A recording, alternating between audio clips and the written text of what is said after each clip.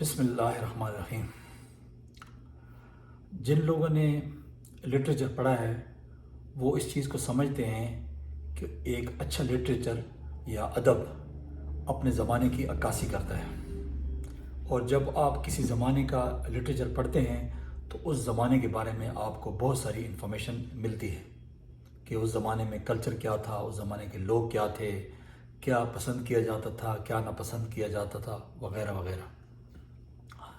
ہمارے اردو ادب میں بھی دو ایسے شعراء گزرے ہیں کہ جنہوں نے جو ہے اپنے معاشرے کی عکاسی اپنی تحریروں کے ذریعے کی ہے، اور جو ادب کی ایک خصوصیت یہ ہوتی ہے کہ وہ ہر زمانے پر لاگو ہوتا ہے۔ یعنی جرنلزم میں تو ایک چیز لکھی جاتی ہے، وہ اس وقت کے لیے جو ہے وہ اس کو استعمال کر لیا جاتا ہے، یا اس وقت میں اس کو جو ہے ریلیونٹ سمجھا جاتا ہے، لیکن لٹریچر ہر زمانے کے لیے ریلیونٹ ہوتا ہے۔ یہ دو جو رائٹرز ہیں، جو دو ادیب ہیں، یہ ان میں سے ایک سعادت حسن منٹو ہیں اور دوسرے جناب فیض احمد فیض ہیں۔ سعادت حسن منٹو جو ہے وہ بہت ہی کم عمری میں جو ہے ان کا انتقال ہو گیا تھا، غالباً 42 سال کی عمر میں۔ 1912 میں پیدا ہوئے اور 1955 میں جو ہے ان کا انتقال ہو گیا۔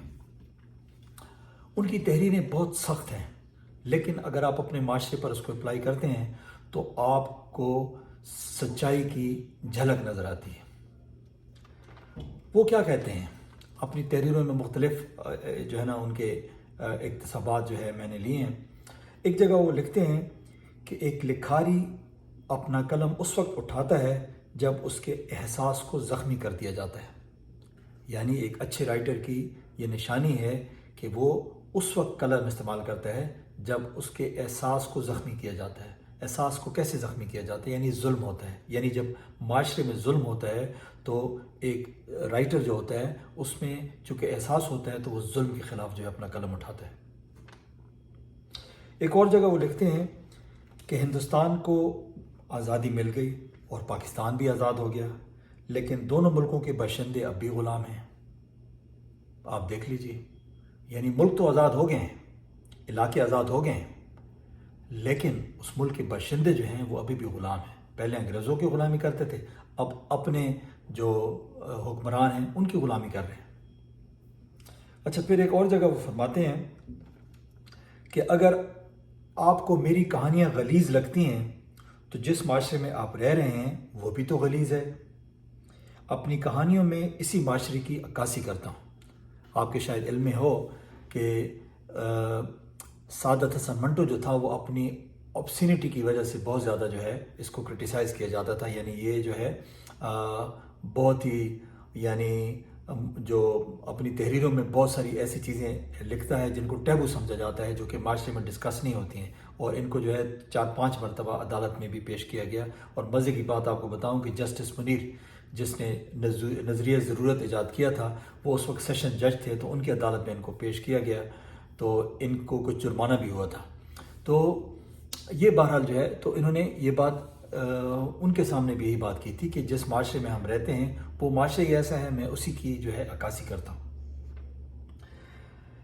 چونکہ منٹو جو تھے وہ 1948 میں انڈیا سے پاکستان ہجرت کر کے آئے تھے، تو ان کے مالی حالات کچھ اچھے نہیں تھے، تو اس لیے جو ہے وہ ان کے بارے میں بھی ایک چھوٹے سے جو ہے وہ سنٹنس میں وہ اپنی یعنی اس کا مالی حالت کا ذکر کرتے ہیں۔ کہتے ہیں خالی پیٹ کا مذہب روٹی ہوتا ہے۔ یعنی ہو سکتا ہے یہ بات تو انہوں نے اپنے بارے میں کہی ہو، لیکن یہ بات تو عالمگیر ہے، یہ تو ہر معاشرے پہ جو ہے وہ 100% جو ہے وہ درست ثابت ہوتی ہے۔ پھر جناب عدالتوں کے نظام پر انہوں نے بڑی زبردست بات کہی ہے۔ وہ کہتے ہیں کہ جناب ہمارے ججوں نے دھوتیاں باندھ رکھی ہیں، جب کوئی غریب انصاف لینے جاتا ہے تو آگے سے اٹھا لیتے ہیں، اور جب کوئی امیر انصاف لینے جاتا ہے تو پیچھے سے اٹھا لیتے ہیں۔ بات تو سخت ہے، لیکن آپ دیکھ رہے ہیں آپ کے آس پاس جو کچھ ہو رہا ہے، جو جج صاحبان کر رہے ہیں، غریبوں کے ساتھ کیا ہوتا ہے، ان کو انصاف کیسے ملتا ہے اور امیروں کو انصاف کیسے ملتا ہے۔ میں اس کو کہنے کی ضرورت نہیں ہے، آپ اپنے معاشرے پہ جو ہے اس کو لاگو کر کے دیکھ سکتے ہیں۔ پھر ایک اور جگہ بڑی سخت بات انہوں نے کی ہے۔ وہ کہتے ہیں کہ جس طرح ایک مرد اور عورت کے درمیان جسمانی تعلقات ہوتے ہیں، ان سے بچے بھی پیدا ہوتے ہیں، کہتے ہیں بالکل اسی طرح ایک ریاست اور شہری کے درمیان زبردستی کے جسمانی تعلقات قائم ہوتے ہیں اور ان سے بڑے بھیانک بچے پیدا ہوتے ہیں جو کہ اپنے باپ کے مشابہ ہوتے ہیں۔ اور باپ کون ہوتا ہے ان کا؟ باپ ان کا بقول منٹو ریاست ہوتی ہے۔ اور وہ بچے کیا ہوتے ہیں؟ کہتے ہیں وہ بچے قانون ہوتے ہیں، جیسے آرڈیننس ہو گیا، سیفٹی لا ہو گیا، دفعہ 144 ہو گیا، وغیرہ وغیرہ۔ آپ دیکھ لیں، آج اپلائی کر لیں، آپ کیا ہو رہا ہے؟ یعنی عوام کو کچلنے کے لیے ہر ناجائز حربہ استعمال ہو رہا ہے۔ لوگوں کے گھروں پہ جو ہے نا وہ پولیس دن دناتی پھر رہی ہے، توڑ پھوڑ کر رہی ہے، بچوں کو، عورتوں کے ساتھ جو ہے توہین آمیز رویہ روا رکھ رہی ہے، چادر اور چار دیواری کا جو ہے پاس نہیں ہے۔ تو ہر طرف جو ہے یعنی جو منٹو کی تحریریں ہیں وہ اپنے معاشرے کی جو ہے نا آپ کو ایک یعنی منظر کشی کرتے ہوئے دکھائی دیتی ہیں۔ اسی منظر کشی کو فیض احمد فیض نے جو ہے بڑے خوبصورت پیرائے میں بیان کیا ہے۔ ایک نظم وہ لکھتے ہیں، آپ نے یہ یقیناً ضرور سنی ہوگی، اکثر جو ہے وہ لوگ اس کو کوٹ کرتے ہیں، دیس کے بارے میں۔ فیض احمد فیض جو ہے وہ کیپٹلزم کے وہ بھی سخت خلاف تھے اور ہمیشہ جو ہے وہ یعنی آزادی کی تحریکوں کے لیے جو ہے وہ اپنی تحریریں انہوں نے لکھی ہیں اور معاشرے کی جو ظلم و ستم کی جو یعنی جو بدصورتی ہے اس کو اپنی تحریروں میں اجاگر کیا ہے۔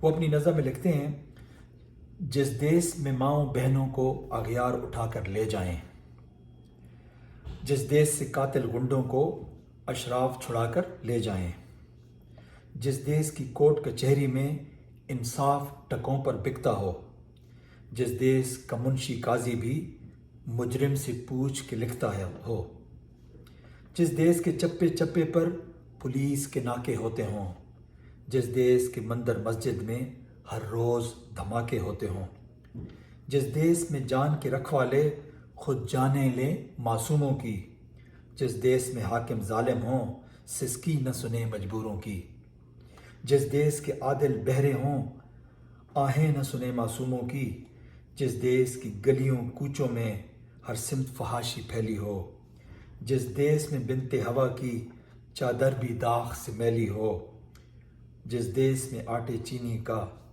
بحران فلک تک جا پہنچے، جس دیس میں بجلی پانی کا فقدان حلق تک جا پہنچے، جس دیس کے ہر چوراہے پر دو چار بھکاری پھرتے ہوں، جس دیس میں روز جہازوں سے امدادی تھیلے گرتے ہوں، جس دیس میں غربت ماؤں سے بچے نیلام کراتی ہو، جس دیس میں دولت شرفا سے ناجائز کام کراتی ہو، جس دیس کے عہدے داروں سے عہدے نہ سنبھالے جاتے ہوں، جس دیس کے سادہ لو انسان وعدوں پہ ہی ٹالے جاتے ہوں، اس دیس کے ہر ایک لیڈر پر سوال اٹھانا واجب ہے، اس دیس کے ہر ایک حاکم کو سولی پر چڑھانا واجب ہے۔ تو جناب یہ منظر کشی فیض احمد فیض نے کی ہے اور فیض احمد فیض کا انتقال 1984 میں ہوا تھا۔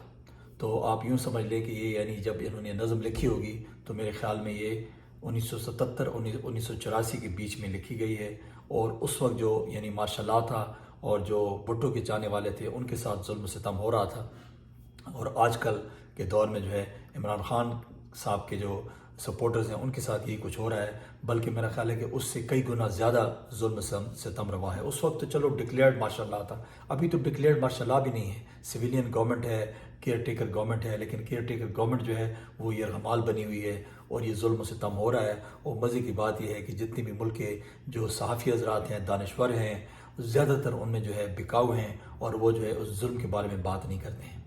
تو یہ جو ہے دو رائٹرز میں نے چوز کیے تھے کہ ان کی جو ہے گزارشات آپ تک پہنچاؤں کہ انہوں نے کس طرح سے معاشرے کی عکاسی کی ہے۔ اگر آپ کو یہ باتیں صحیح لگیں اور ان میں اگر آپ کو کوئی جو ہے جھوٹ کا پہلو نظر نہ آئے تو سپورٹ کرنے کے لیے اس چینل کو ضرور سبسکرائب کیجیے گا۔ اپنا بہت بہت خیال رکھیے۔ اللہ حافظ۔